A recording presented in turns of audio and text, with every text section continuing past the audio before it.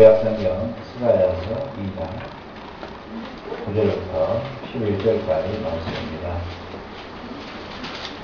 함께 교독하도록 하겠습니다. 스가랴서 2장 9절부터 11절까지.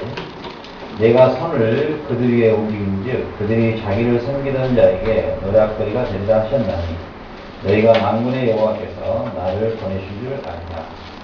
여호와의 말씀에 시온에 따라 노래하고 기뻐하라. 이는 내가 와서 내 마음에 이루어질 것이니라. 그날에 많은 나라가 여호와께 속하여 내 백성이 될 것이요 나는 내 가운데 가리라. 내가 만군의 여호와께서 나를 내게 보내신 줄 알라. 아멘. 스가랴서에는 아주 반복되는 구절이 하나 있는데 그게 뭐냐면 그날에는 이 말씀이 계속 따라다닙니다. 끝날 때까지. 그날에는 어떤 날인가 세 가지로 나눌 수가 있는데요. 첫 번째는 그날에는 어떤 날에는 성전이 완전히 건축되는 날에는 두 번째는 스가랴서에서 특히나 이사야서는 예수님에 대한 메시아적 그 예언을 굉장히 많이 했죠. 마치 신약의 요한복음 같은 그런 이사야서. 두 번째 그날에는 뭐냐면 예수님의 초림이 있는 날에는 그런 것입니다. 그리고 세 번째는 이 세상이 완성되는 그날에는 이렇게 세 가지로 중심 주제가 나눠져 있어요. 그래서 오늘 말씀에는 우리가 성전 건축이 완성되는 그날에는 이것을 중심으로 해서 한번 스가랴서를 살펴보도록 하겠습니다.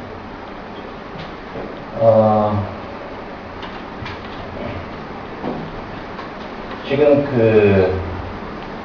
아주 스가랴서는 좀 독특해요. 왜냐하면은 학기에라는 선지자를 하나님이 보내시고 난 다음에 두 달 만에 바로 지원군으로 스가랴 선지자를 바로 붙여줘요. 하나님이 능력이 없어서 한 사람을 사용할 것이 부족해서 한 사람을 더 보냈느냐 그런 의미는 아니고요. 하나님이 갑자기 두 달 사이에 갑자기 그냥 증원군으로 바로 이 스가랴를 학교와 같이 붙여줍니다. 그렇게 해서 두 선지자에게 가장 첫 포인트를 뭘로 지시를 하냐면은 빨리 이 성전을 복원시켜라. 왜냐하면은 이 바빌론 포로로 다 다시 잡혀갔다가 데려왔는데 이 14년 동안 성전 복원을 방치를 시켜놔요. 그러니까 이게 진행이 되지 않고 있는 거예요. 그리고 이제 이스라엘 백성들은 갔다 왔는데도 불구하고 여전히 옛날 똑같은 삶으로 또 돌아가 있는 거예요. 참 그런 거 보면 또 어떻게 보면 내 신앙이나 그 애들이랑 같구나 이렇게 생각은 들지만은 참 해도 너무한다 싶기도 해요. 70년 포로로 잡혀갔다 오기 전이든 가기 전이든 똑같으니까요. 그러니까 이 선지서의 전체적 공통점은 뭐냐면 하나님께서 그냥 결국은 이거예요. 그래도 내가 너희를 사랑해. 그게 답이에요. 너희들 답이 안 나오는데 그래도 내가 너희들 못 버리겠다. 이게 다예요. 이게 그냥 선지서의 전부예요. 그래서 말 안 들으면 혼난다 하고 또 혼내놓고 또 다시 또 하나님이 또 쫓아 보내놓고 또 다시 데리고 와요. 또 하나님이 또 데리고 와서 또 살살 달래고 너희들 이러면 되겠니 하고 그러면 또 조금 헬렐레하다가 또 가버리고 고멜이죠. 고멜 잡아다 놓으면 또 가고 이게 우리의 삶인 것 같아요. 저는 이제 50의 중반으로 들어가다 보니까 조금 철이 든 것 같아요. 하나님이 참 이런 나도 사랑하시구나. 결국은 하나님의 공일하심이 없으면 한 사람도 누구도 하나님 앞에 설 수가 없겠구나. 결국은 하나님의 긍휼 때문에 하나님이 우리를 불쌍히 여기시는 그 하나 때문에 우리가 살아가는 존재구나. 그 결론을 내려서 대선지서가 있고 소선지서가 있는데 선지서의 종합적인 답은 딱 그거의 주제는 그러할지라도 내가 너희를 사랑한다. 참 그런 거 보면은 참 하나님이 그 선택하지 않고 버려버린 애들은 참 우리보다 훨씬 더 잘 사는 애들이거든요. 어떻게 보면 도덕과 윤리적으로 더 잘 사는 애들도 참 많아요. 근데 그 애들은 또 버려버리거든요. 근데 어떻게 보면 우리가 크리스찬이 아닌 넌 크리스찬들보다 더 못 사는 삶을 살 수도 있어요. 그럼에도 불구하고 우리를 끝까지 붙드시는 하나님의 그 속사정은 난 잘 모르겠어요. 솔직히. 어디까지 도대체 우리를 사랑하는가 보는데 그림을 못 그리겠어요. 하나님 오니까 어제 보면 이게 도저히 우리 인간의 머리로 이게 계산이 안 나와요. 뭐 부모의 사랑? 뭐 그건 뭐 게임 안 되는 사랑인 것 같아요. 하나님 사랑은. 그러니까 뭐 도저히 그 용납할 수 없고 또 받아들일 수 없고 또 어떻게 품을 수 없는 그런 사랑을 하셔요. 하나님. 그 하나님이 그런 사랑을 하시는데 하나님이 굉장히 바쁘셨는가 봐. 학계를 보내놓고 나서 그냥 두 달만 바로 그냥 스가랴를 또 빨리 딸려 보내가지고 빨리 애들한테 정신 차리라고 빨리 성경을 보고시켜라. 이런 메시지예요. 근데 중요한 것은 이 스가랴서가 사실은 예수님의 초림부터 예수님의 재림까지 사실은 다 예언이 되어 있는 부분이고 특히나 예수님이 그 예루살렘에 고난받으러 가실 때 나귀 새끼를 타고 올라가시는 그 부분을 정확하게 이 스가랴 선지자를 통해서 예수님의 고난부터 그 다음에 그분의 부활, 승천까지 그리고 그분의 다시 재림하실 그것까지 그래서 계시록의 마지막 22장까지 이미 스가랴서에서 다 써져 있어요. 기록이 돼 있죠. 예, 그런데 오늘은 이제 중심을 우리가 조금 광범위하니까 오늘은 이렇게 좀 잡아봤으면 좋겠어요. 우리는 그 성전에 대한 의미를 상당히 좀 많이 오해를 하고 있는 것 같아요. 예, 고린도서 3장 16절을 잘 알아요. 우리 성도들도. 너희가 하나님의 영이 가는 하나님의 성전인 줄 알지 못하느냐. 뭐 이런 문제는 많이 들었던 것 같아요. 근데 진짜 우리 안에 성전, 그러니까 내 안이 정말 성전의 구조라고 여러분들 인식하고 살아가고 그걸 또 삶의 실천으로 옮기고 사는 신앙인들이 과연 얼마나 있을까. 그래서 오늘은 왜 하나님은 성전 건축에 그렇게 집착하시는 걸까. 네? 근데 또 한편으로 보면 또 솔로몬이 성전을 건축했는데 뭐 세상에서 제일 화려한 성전을 건축했는데 하나님이 성전 건축 다 해놓고 솔로몬이 하나님 이제 영광 받으시고 이전에 좀 계시옵소서 그러니까 너 정신 차려라. 내가 그 성전에 어떻게 가둬있겠냐. 그러지 마라. 나는 하늘이 내 의자고 땅이 내 발. 우리 그 구두 닦을 때 올리는 발 있죠. 그 표현이에요. 이게 내가 발 올리는 발등상인데 어디다 나를 가두려고 그러냐.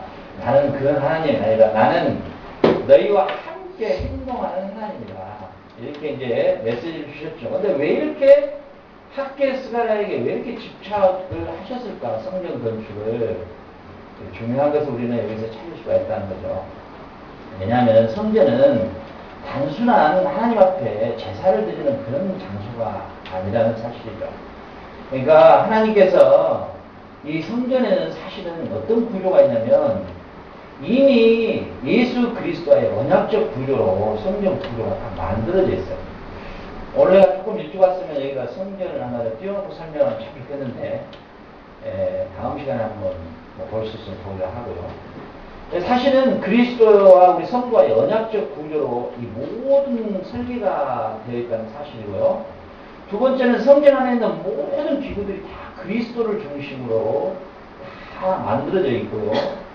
그리고 성전 안에 있는 모든 기구들이 그리스도의 출생과 고난받으심과 죽으심과 부활의 전부 다 그려져 있다는 사실이에요. 그러니까 결국은 뭐냐면 하나님은 왜 성전에 그렇게 집착을 하시냐면 결국은 우리는 이게 있잖아요. 우리는 영화를 지금 영화 같으면 우리는 본 영화까지 다 봐버렸어요. 그러니까 구약시대 때 사는 사람들은 아무리 영화를 잘 보려고 해도 예고편뿐이 못 봐.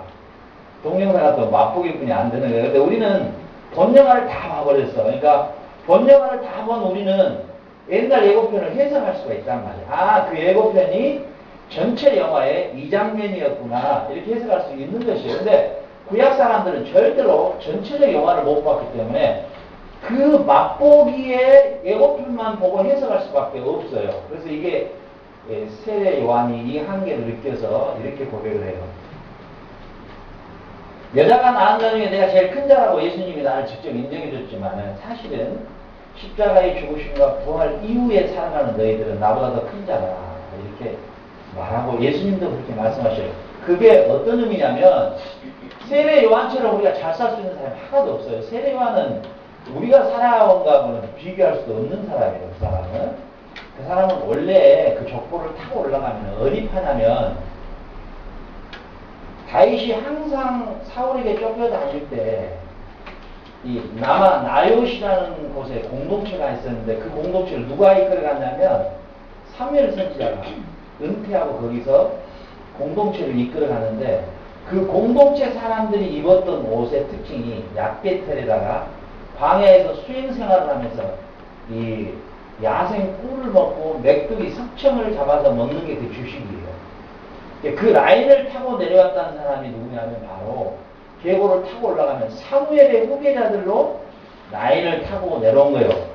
빛나는 라인이 아니라 이 사무엘 라인을 타고 왔기 때문에 이 세례 요한이 가지고 있는 이 그 성경에 관한 부분이나 그의 삶이나 경건의 삶이나 이 수도자적 삶은 그 당시에 감히 세례 요한을 따라갈 수가 없어요. 그 정도로 따라갈 수 없는 그 어렸을 때부터 몸에 완전히 훈련되어 온 사람이거든요.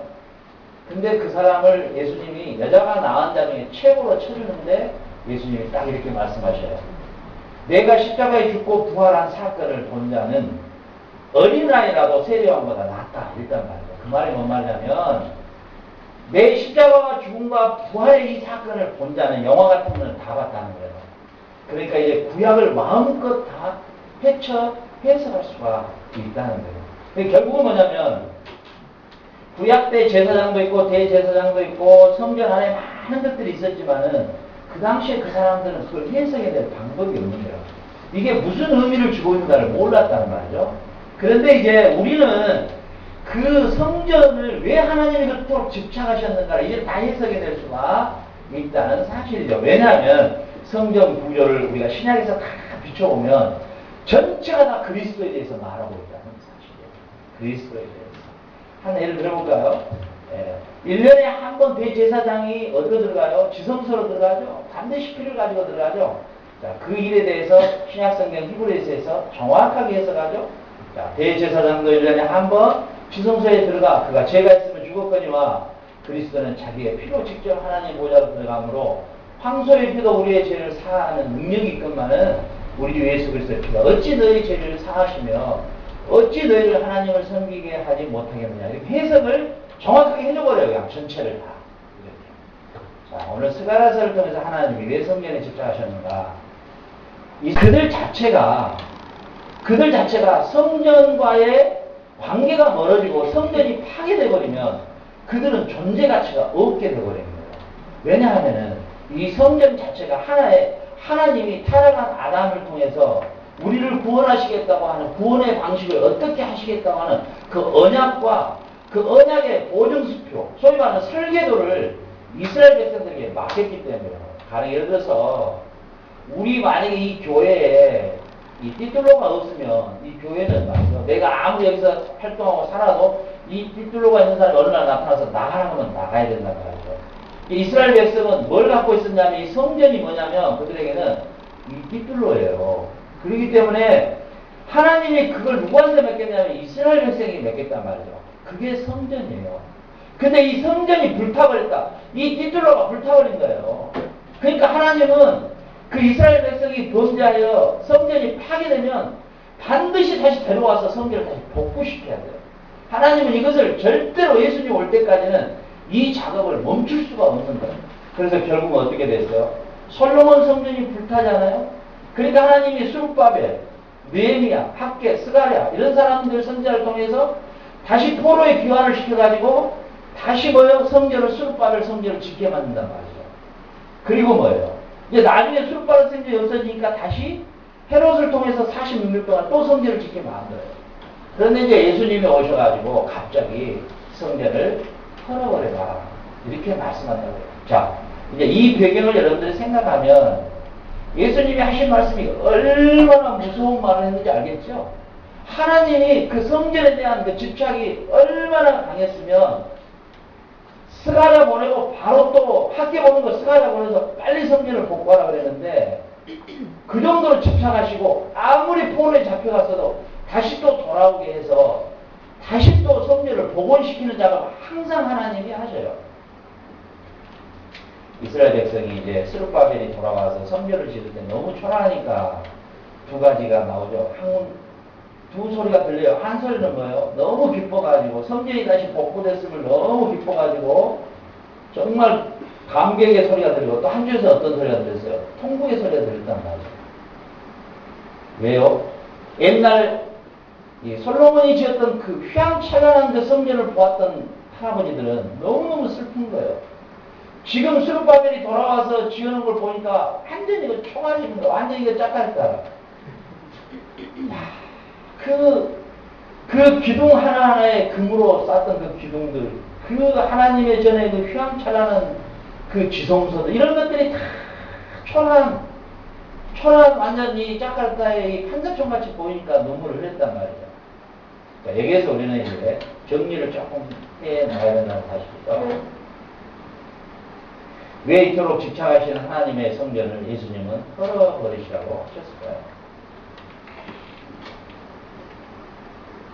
그런데 중요한 것은 우리 성도들이요, 성전을 헐으라, 내가 사흘 만에 다시 짓겠다, 주님의 죽고 부활하심을 통하여 성령이 우리 안에 오심으로 우리 안에 성전 사무심, 여기까지만 알아요. 그러면 구약의 성전 제도는 사라져버린 것인가? No. 여러분 잘 새겨야 됩니다. 성경을 이렇게 안 보면 큰일 납니다. 구약의 절기와 성전 제도와 모든 제사와 율법의 제도가 의식은 폐했지만 정신은 더 강화되어 있어요. 완벽한 강화가 되어 있어요. 다시 말해 오늘 이 시간에 하나님은 진정으로 이스라엘 백성에게 또 오늘 저와 여러분에게 너희가 하나님의 성전인 줄 알지 못하느냐고 이 메시지가 어느 메시지냐면 구약의 성전 구조가 전부 통째로 내 안으로 이 시기에 들어온 거예요. 그래서 이 시간에 우리가 상당히 정신을 바짝 차리고요, 이 메시지를 확실하게 하나님의 메시지를 귀를 기울여야 돼요. 뭐냐면 예수님께서 십자가에 죽고 부활하신 주의 성령께서 우리 안에 오시면 우리가 성전되는데, 이 성전에 이 안에 지성소와 성소와 물두멍과 그리고 번제단과 일곱 촛대와 상아리와 만나와 아론의 쌍난 지팡이와 이런 휘장들이 우리 안에 그려져 있지는 않지만 구약 때 그 성전 안에서 집행했던 모든 집행의 정신은 완벽하게 강화돼서 우리 안에 지성소가 완성되어 있다는 사실이에요. 첫 번째, 하나님은 이스라엘 백성이 뭘 원하시냐면 너희들이 휘황찬란한 예루살렘 성전을 내가 요구하고 있는 게 아니고, 내가 너희들에게 진정으로 원하는 것은 성전적 삶, 제사장적 삶, 번제적 삶, 물두멍적 삶, 촛대적 삶, 법궤적 삶을 살기를 원하시는 이 하나님의 본래의 의도였단 말이죠. 이 성전을 만들어 놓은 의도였단 말이죠. 목적이었단 말이에요. 자, 그럼 우리가 먼저 지성소라는 데가 있고 성소라는 데가 있는데, 성소 먼저 문 앞으로 딱 들어가면 거기에 대제사장 말고 제사장들이 일을 보고 있는데, 제사장 앞에 짐승을 가지고 갑니다. 당신 왜 왔습니까? 내가 어저께 도둑질했습니다. 그래요. 그 잡아온 짐승 있잖아요. 그 짐승을 제사장이 잡은 게 아니라 그 도둑질을 한 사람에게 직접 잡아라 그럽니다. 그 사람이 잡아요. 칼을 꽂습니다. 피가 튑니다.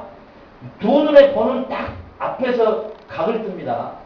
그대로 아사도판에 올려놓고 불을 태웁니다. 모든 전갱이 하나도, 이 내장 하나도 남김없이 다 태웁니다. 그걸 죄인이 계속 목도하게 만듭니다.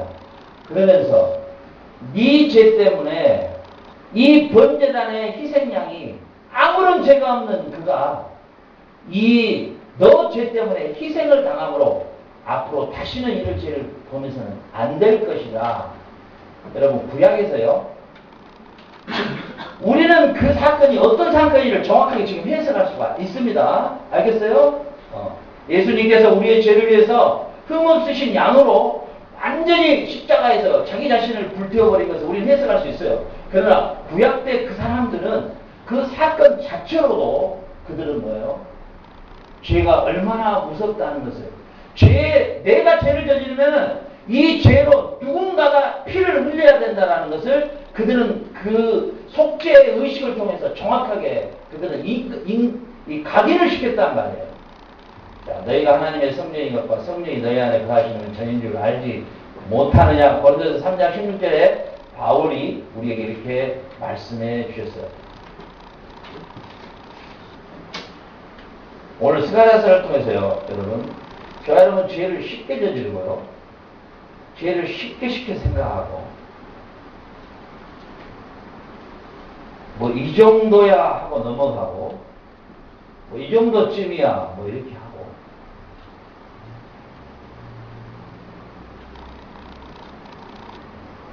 내가 진짜 하나님의 성령이 거하는 성전인 줄 알지 못하느냐. 이 말씀이 우리 안에 정말로 믿음으로 화답됐다면 번제적 삶을 살아가는 것이에요.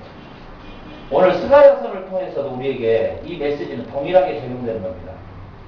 번제적 삶을 살아가는 거예요. 죄에 대해서 완전히 알레르기 현상을 일으키라는 거예요. 여러분 심령이 완전히 무디어지면 죄를 우습게 생각하는 거예요. 죄 짓는 걸 아주 반복하면서도요, 조금치도 완전히 그 양심에 화인 맞은 정도까지 들어가 버려요. 그 죄를 죄로 알지도 못하고 말이죠. 이걸 죄인지조차도 의식하지 못할 정도까지 마비되어 버리는, 영적으로 완전히 마취 상태로 들어가 버려요. 여기까지 우리가 가버린단 말이에요. 은진이가 수면 상태에 들어가듯이 완전히 거기까지 들어간단 말이죠.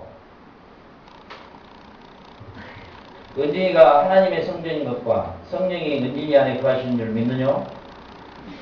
아멘. 아멘.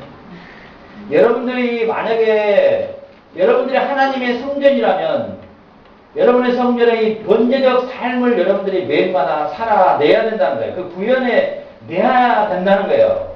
구현에 내야 된다는 거예요. 아주 죄짓고도 뻔뻔하고 또 반복하고 그러면서도 전혀 마음에 그 고통도 없고 이렇게 살아가는 이 삶이 구약시대의 백성들의 모습이었단 말이죠. 하나님은 그 성전의 제도를 만드시고 그 생전을 통해서 하나님이 고기 잡수고 싶어서 매일 고기 잡아라. 뭐 하나님이 뭐 동물 피 마시고 싶어서 뭐 하나님 뭐 드라교예요. 1년에 한 번 뭐 피박곤이라.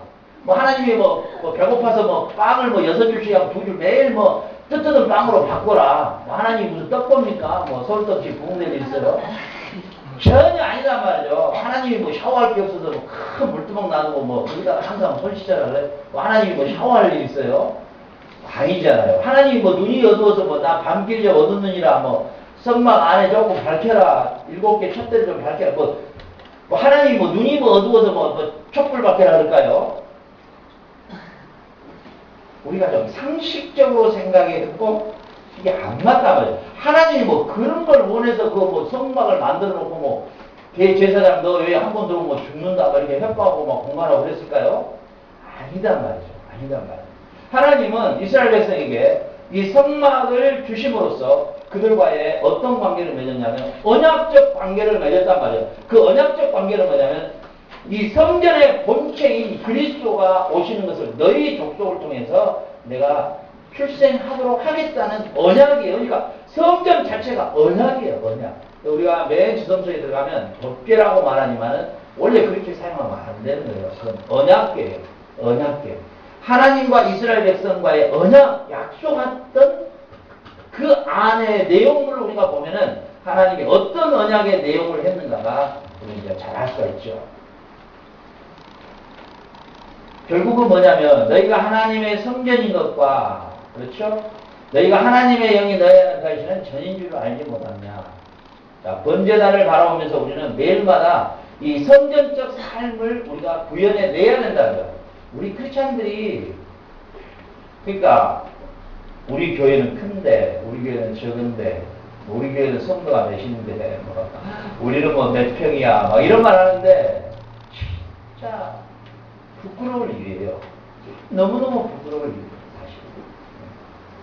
하나님은 뭐 큰 교회니 뭐 이걸 지금 우리에게 원하고 있는 게 아니고 우리가 이 성령적 삶을 구현해내느냐.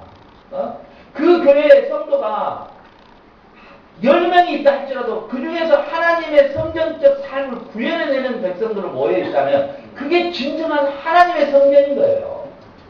그러나 수만 명이 모여있어도 이 성전적 삶을 구현해내지 못하면 그건 교회가 아닌 거예요. 그건 성전이 아닌 거예요. 그래서 하나님 뭐라 그래요? 이사야 선지자에게 1장에서 더 이상 내 앞에 오지 말게 해라. 내 마당을 좀 밟지 못하게 하고 그들이 드리는 희생제물 제발 나한테 갖고 오지 마라. 입장 곤란하다. 왜 그런가냐 애들이 정말로. 그리고 아주 절대 하나님이 막 알레르기 현상을 일으키는 거죠. 성전적 그렇죠. 두 번째로 번제단 막 지나면 뭐가 보이냐면 가운데가 큰 물두멍이. 이사야 선지자를 통해서 성전을 복원시키는 목적이 뭐냐면 우리가 이 성전적 삶의 두 번째가 철저한 회개적 삶을 살아가는 거예요. 철저한. 여러분 우리 성도에게만 주는 유일한 길이 하나 있는데 그 하나님이 주신 최고의 복 중에 회개의 복입니다. 사실은 저는 모르겠어요. 여러분들은 어떤지 모르겠어요. 저 같은 경우는 일단 무릎을 꿇으면 회개부터 시작해서 회개로 끝나지 뭘 이렇게 뭐 더 이상이 진도가 안 나가더라고요. 원래 죄가 많은 놈이니 하여튼 간에 저는 이상해요. 어찌됐든 간에. 그런데 마지막에 끝날 때 보면 그 기쁨이 내게 밀려오는 그 기쁨 그 나의 그 철저한 회개를 통해서 그 하나님의 그 핏부림을 통하여 나를 다시 정결케 해주시는 그 물두멍의 주님을 바라보면 그리고 나의 죄 때문에 번제단에서 철저하게 그 물 한 방울 피 한 방울 남겨서 다 쏟으셨던 그 주님의 은혜와 함께 나의 죄를 씻어주시는 그 은혜가 나에게 밀물처럼 밀려오면 너무너무 감격스럽고 이 삶에서의 자유함, 죄에 대한 자유함, 나의 자책에 대한 자유함, 나의 자아비판에 대한 자유함, 모든 자유함을 거기서 얻을 수 있는 하나님이 우리에게 주신 최고의 복이 나는 회개의 복이라고 생각합니다. 여러분 철저히 매일매일마다 순간마다 사실은 우리 인생이 눈을 뜰 때부터 감을 때까지 어떻게 보면 꿈속에까지 존재하는 게 인간인 것 같아요. 너무너무 철저하게 오염되어 있어요. 철저하게. 참 아름다운 신사숙녀 가지고 고상한 것 같고 인격이 참 좋은 것 같아도 가까이서 며칠만 있어보면 역시 죄인은 죄인이구나 그렇게 발견할 수가 없는 게 우리 인생이에요. 그죠? 그래서 우리가 항상 가까이도 멀리 가지 마라 뭐 이런 용어를 잘 쓰는데 저는 공동체를 하다 보니까 얘들이 저하고 막 가까이 있잖아요. 가까이. 우리 막 은진이 같은 경우 어제 막 화장실에 전기요금을 좀 절약하려고 제가 이제 뭐 화장실에 불을 안 켜고 그냥 뭐 일을 보거든요. 한참 일을 보고 있는데 갑자기 물 하얀 여자가 들어와요. 근데 불을 딱 켜더니 거울에 비친 나를 보고 비명을 지르는데 와, 내가 정말 어제 전설의 고향을 본 것 같아요. 나도 놀랬구나 이제. 아 진짜 은진이가 남자 화장실 쳐들어올 때 내가 어떻게 알았겠어요. 은진이를 보면 너무 천진난만해요. 쟤도 무슨 뭔 그런 생각을 하니까 그런 생각이 드는데 같이 살아보면 아 우리는 역시 다 죄인이고 또 우리 애들도 저를 보면 아유 우리 상훈이가 하면 속으로 이럴 거예요. 아유 저게 진짜 저게 목사일까 혹시 목사가 아니라 목수가 됐으면 좋겠는데 혹시 뭐 이런다든지 아니면 차라리 뭐 돼지 목사는 맛이나 있지 이런 식으로 또 현재 뭐 목사인지 목살인지 뭐 목수인지 하여튼 우리의 삶이 다 그 모양이에요. 다 그 모양이 그 모양이야. 다 거기서 거기야. 뭐 도토리 키재기고 뭐 달아봐야 뭐 일부랑 뭐 차이도 없어. 예를 들어서 그러니까 우리가 그런 삶이란 말이죠. 그런 삶 속에서 우리가 매일마다 그 회개를 통해서 하나님과의 관계가 끊어지지 않는 그런 우리가 그런 성전적 삶을 우리가 살도록 하는 게 하나님의 목적이었고 그 목적을 하나님이 그 아들을 십자가에 못 박게 함으로써 성전의 구조를 모든 걸 다 이루시고 그리고 이제는 그 그리스도의 영이 직접 우리 안에 오셔서 우리 안에다가 아예 성소를 차려버렸다는 사실이죠. 그럼 우리는 이 시대에 그 성소나 지성소가 눈에 보이는 건 없지만 우리는 그 구약 때 우리에게 주었던 그 지성소와 성소적 삶을 구현해내는 게 그게 크리스천이다. 지금 저 말 이해갑니까? 거기까지 가야 그게 크리스천의 삶이지. 이론적으로 너희가 하나님이 그하는 성전인 줄 알지 못하느냐? 그럼 성전이 뭔데? 내용이 뭔데 그럼? 그러면 뭐 그 다음부터 말을 못하는 거예요. 그 지성소와 성소가 우리 안에 그대로 와버렸다니까요. 이 안에 완전히 다 차려버렸어요. 차려 나와버렸단 말이죠. 이제 구약의 백성들하고 우리하고는 차이가 뭐냐면 우리는 성령의 능력으로 구약 백성들이 이뤄냈던 것보다 더 확실하게 구현해낼 수 있는 존재로 우리를 하나님께서 우리에게 주시는 거예요.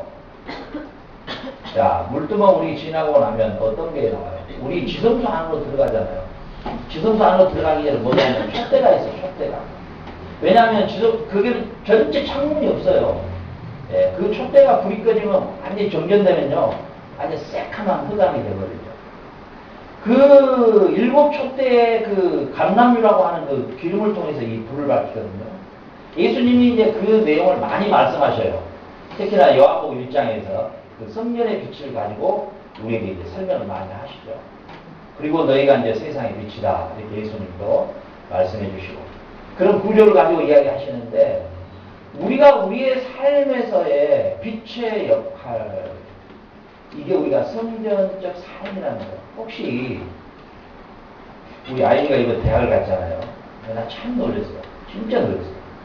우리 아이가 물론 한국에서 이 실기로는 서울대까지 합격했으니까 이제 필기에 떨어진 거야. 그러니까 너무나도 안타까웠어요. 근데 이 아메리카 대학을 딱 갔는데 실기에 딱 들어가니까 애들이 벌써 딱 놀래죠. 아, 뭐 이런 애가 있나. 세상에 이제 대학 들어온 지 2달, 여기 와서 1년도 안 되네.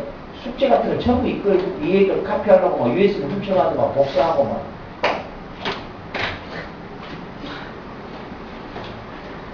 애들 자기 나름대로 다 어렸을 때 해온 애들인데도 이 한국에서 그래도 타이 추명을 불하는 이 뭐 수상만 몇 번 했는데 한국의 전국대회에서 이러니까 오니까 이게 달라버린 거예요. 나는 그걸 통해서요, 이걸 하나 깨닫게 됐어요. 뭐가 있냐면, 우리가 하나님의 백성으로서 빛이 되는 게 뭘까? 우리의 삶의 현장 속에서 전문화되는 것이다. 그렇게 생각했어요. 전문화되어야 된다. 그러니까 무슨 말이냐면, 프로적 근성을 발휘하는 게 빛의 역할이다. 나는 이렇게 생각이 됐어요. 프로적 근성. 이번에 그 이 목사님과 미국에 갔다 와서 이 목사님 그냥 쉽게 이야기가 끝냈거든요. 근데 저는 굉장히 생각을 많이 해봤어요. 그 아들이 얼마나 신앙이 좋았으면 뭐 10계명을 몸에다가 문신으로 그려줄 정도였다니까 뭐 얼마나 그것이 좋았겠어요. 우리 이 목사님 아들이 말이죠. 근데 많이 그렇지 그 미국이라는 땅에서 말이죠. 그 사람을 그렇게 동원하고 그 동원한 사람들 성황리의 것을 여러분들 잘 모를 거예요. 저는 그걸 많이 해봤어요. 어떤 주최를 하고, 그리고 그, 어떤 것들 그, 하나의 오가나이제이션 해가지고, 이게 하나의 오픈을 시킬 때까지, 이게 기획 능력이 이게 아주 센스가 이게 느리면은요, 이게 망치는 거예요. 한 가지라도 이게 많이 미스가 나면요, 그 다음 해에는 안 되는 거예요. 그러니까 벌써 하나의 행사를 치르기 전에 거의 준비 기간이 한 1년 이상 막 돼요. 하다못해 막 조명부터 들어오는 입구, 손님을 맞이할 때 자세까지, 그리고 어떤 기구들을 그 앞에 놔야 되는 것까지 다 이 세팅을 완전히 시켜야 돼요. 이 셋업을 완전히 시켜야 돼요. 그게 보통 능력이 아니거든요, 사실은. 그걸 전체적으로 기획을 한다는 것은 탁월한 거예요. 완전히 그건 탁월한 그 프로적인 그게 센스가 없으면 그 불가능한 거예요. 근데 그건 내가 알기로는 지금 2번째 그걸 했는데 이번에도 성황리에 마쳤다. 그게 빛이라는 거예요. 그 예배당에 와서 막, 주여 막, 그 젊은 애들이 막 20대, 30대 와가지고 막, 허구한 날도 막, 지금 밖에서는 그 넌 크리스찬들은 아주 자기 분야에 막, 갈고 닦고 하고 있는데 그냥 멍하니 앉아서 그냥 주여 하고 있고 잠이나자고 있고, 이게 진짜, 진짜, 이게 매력이 없단 말이지. 이게. 그러니까 자기 분야에 프로적 근성을 드러낸다 빛이라고 봐요. 그렇죠. 어느 분야든지. 우리 아이가 비록 여기 온 지가 1년뿐이 안 됐죠. 대학에 딱 가서 프로젝트 근성을 딱 내니까 옆에 애들 막 숙제 뺏기려고 막.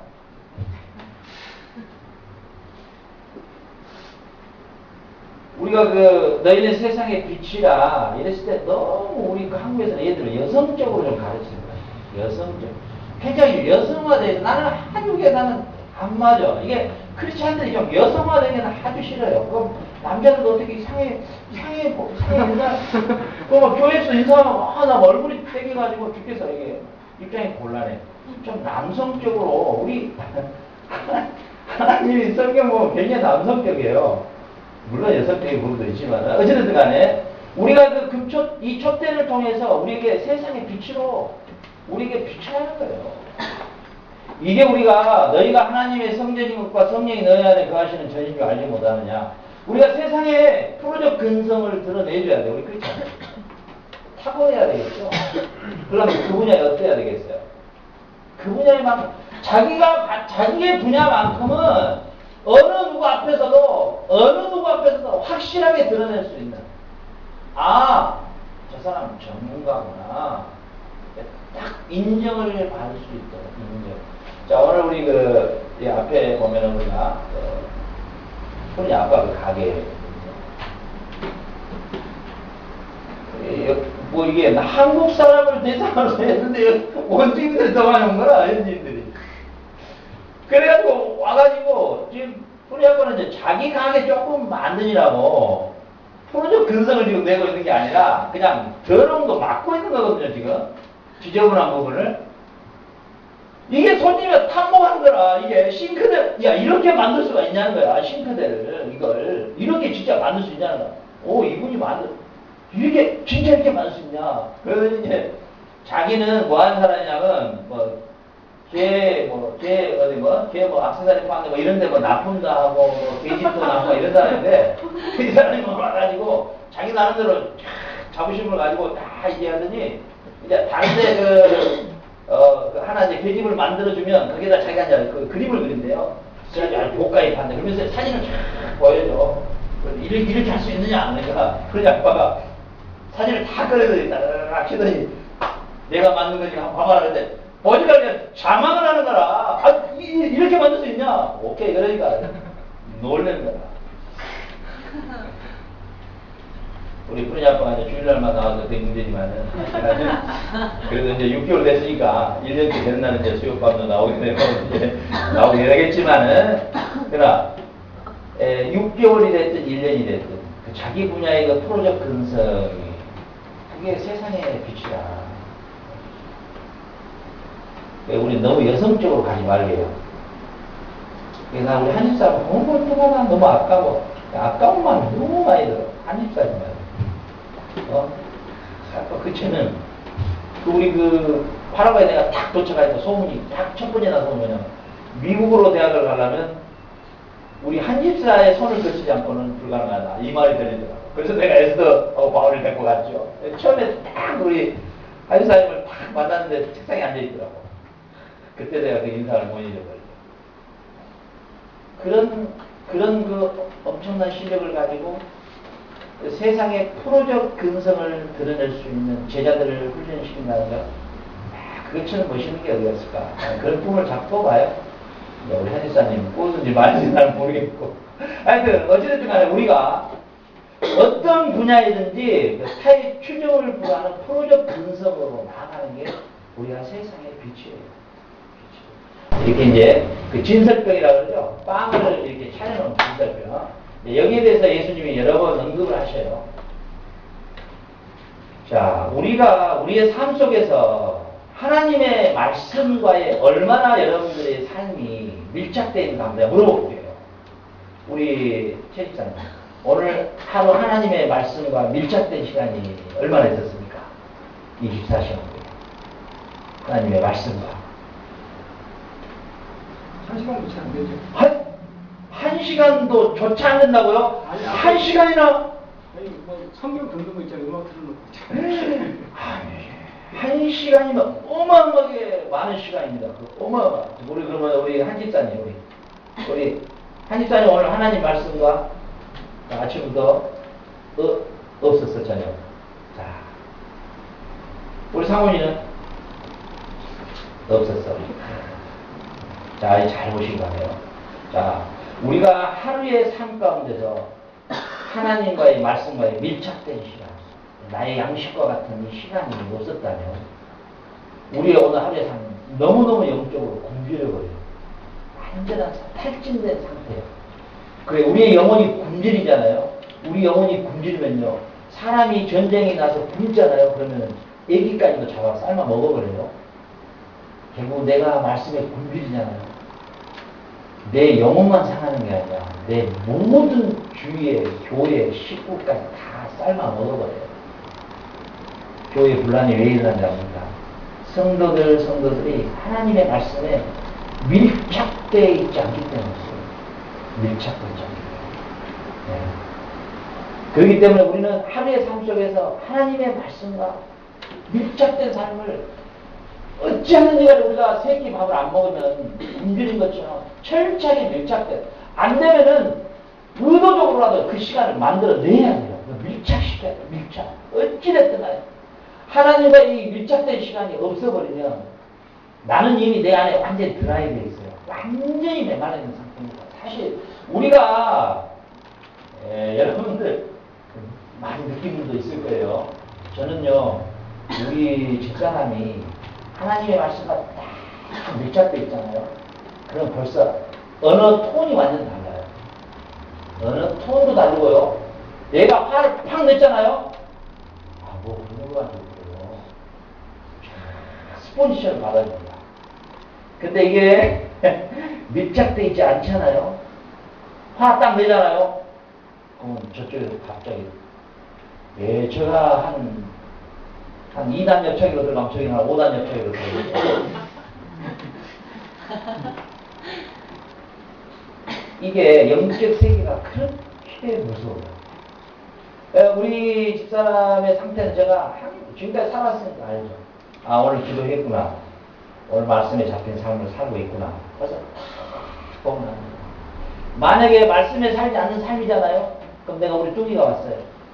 나는 우리 집사람이 다 먹은 줄 알고 거기에는 고기 한 덩어리 들어가서 뚱이를 줬어. 그랬더니 우리 집사람이 하는 말, 내가 개새끼보다 못해? 이래버린단 말이야. 그럼 내가 당황이 돼가지고 어찌할 바를 모르겠어. 아, 오늘 또 기도생활 못했구나 하고 그냥 제가 요즘에는 많이 좀 경지에 이르렀죠. 옛날에는 뭐라고? 걔 뭐라고? 이리 와. 걔라고? 이렇게 해서 또 출발되면 숟가락이 날아가고 젓가락이 날아가고 결국은 인생이 파탄에 들어가죠. 그래서 우리가 이 성경적 삶이라는 그 떡을 말이죠. 그 진설병이라는 그 떡은요, 절대로 쉬운 떡은 안 됩니다.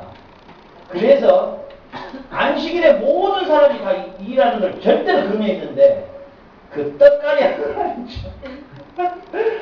그 안에 그 떡을 바꾸는 작업, 그 따뜻한 떡으로 바꾸는 작업은 철저하게 안식일을 하는 일이에요. 알겠죠? 그 떡은 절대로 식으면 안 됩니다. 절대 식으면 안 돼요. 여러분 지금 제가 알레고리카라는 성경을 해석하고 있다고 생각하면 안 됩니다. 제가 성경을 다 좀 말해줬으면 좋겠는데 이 짧은 시간에 어떻게 말할까 싶어서 그냥 넘어가는 거지.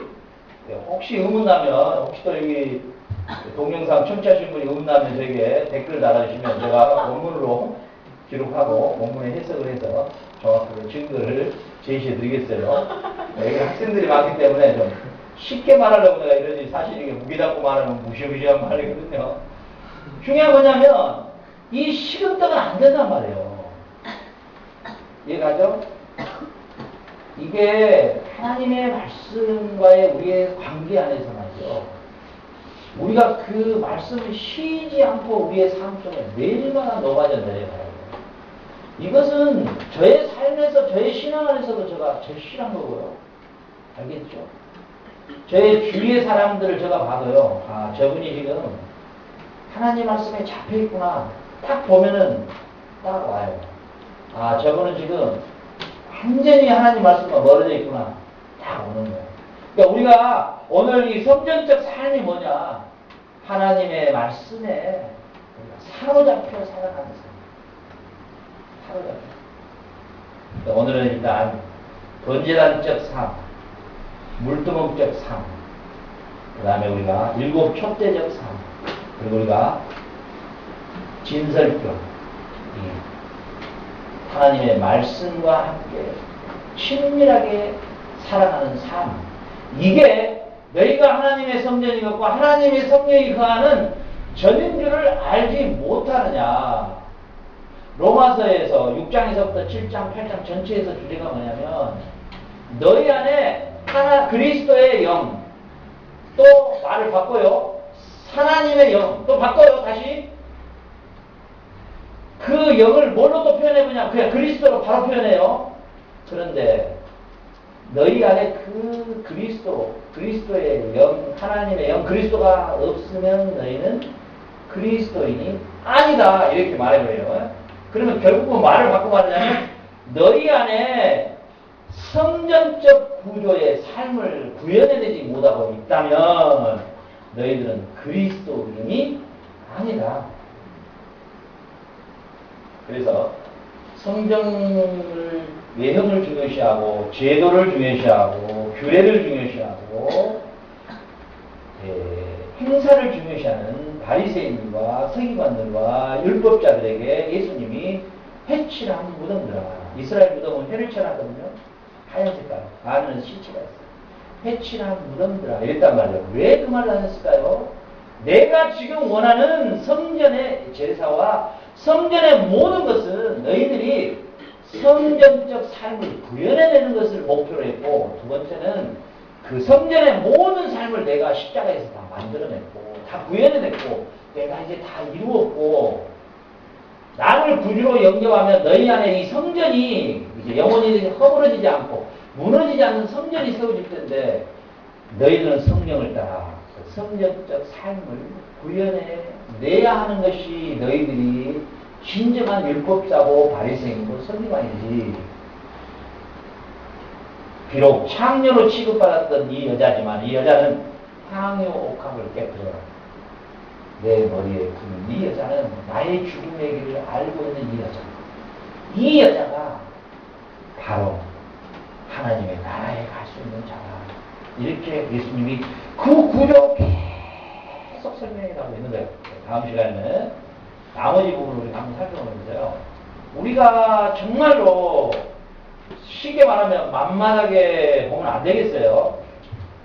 우리 몽실이가 다리가 부러져가지고 좀 장애자잖아요. 장애자 1급이거든요. 몽실이가. 그런데 장애 1급인데 국가에서 보조도 좀 나와요.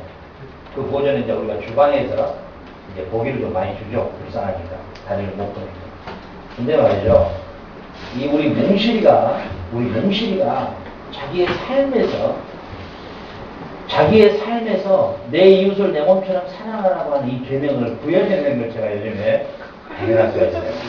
자, 비록 다리가 하나 잘라져서 저희가 우리 집에 무슨 일인지 할까? 이 애는 밖에서 누가 오든 말든 자기하고 관계없어요. 그리고 또 시도 때는 오지도 않아도 지가 짖고 싶으면 한번 짖어버려 그냥 아무 때나. 그러니까 우리가 저의 소리는 신뢰할 수가 없어. 유일하게 이제 뚱이만 신뢰하는데 또 감이 안 오네죠. 저희가 과연 언제까지 살 건가? 답이 안 나오는데 이번에 우리 에스더가 그 길에서 어디 방황했던 고양이를 2주가 된 고양이를 데려왔어요. 근데 이 고양이는 반드시 새끼는 어미가 뭐 이렇게 똥고로 핥아줘야 된다네요. 그래야 똥고 싸고 모주를 싼다. 나 모르겠어요. 하여튼 간에 반드시 그래야 된다네요. 근데 이게 이제 누군가 어미가 해줘야 되는데 어미가 없으니까 그걸 데려다 놨는데 몽실이가 그의 똥구멍을 다 핥아주고 오줌 마은 거 다 핥아먹고 그래서 지 새끼처럼 그렇게 보호를 하고 그리고 내가 애표가 으르르르고 손대니 말아. 내가 그걸 통해서 야 네가 참 내가 네보다 못한 것 같다 이런 생각을 참 갖게 됐어요. 참 내가 몽실이 네보다 못한 인생을 살고 있는 것 같다 이런 생각을 하게 됐어요. 이 짐승도 쥐하고 뭔 관계가 있다고 똥구멍 핥아주고 오줌 싸게 해주고 쥐 생젓을 갖다가 무니까 아프지만 않아도 가만히 참고 있고 참 야, 동물도 이런 삶을 구현해내구나. 야, 진짜 내가 이 성전적 삶을 구현해내고 살고 있는가 생각하니까 참 초라하더라고요. 초라해. 그래서 우리가 이 성전적 구조적 삶을 살아내는 게 우리 안에 성전 삼으시는 목표였다는 거죠. 우리 스가랴 선지자를 통해서 하나님의 진짜 원하심에 하나님 마음을 우리가 지금 끄집어냈단 말이에요. 오늘 시간에. 이 끄집어낸 하나님의 마음을 가지고 이 심장을 품고 우리가 매일매일의 삶을 이 성전적 구조적 삶을 살아드리는 게 우리가 진짜 하나님의 성전인 것입니다. 이걸 우리가 명심하고 많이 하면 잊어버리니까 오늘 4가지만 잘 기억하고 매일매일마다 이 성전적 삶을 생각하면서 이 삶을 구현해내는 진정한 무너지지 않고 불타지 않는 하나님의 성령이 되시길 주를 축원합니다. 하나님 아버지 감사합니다.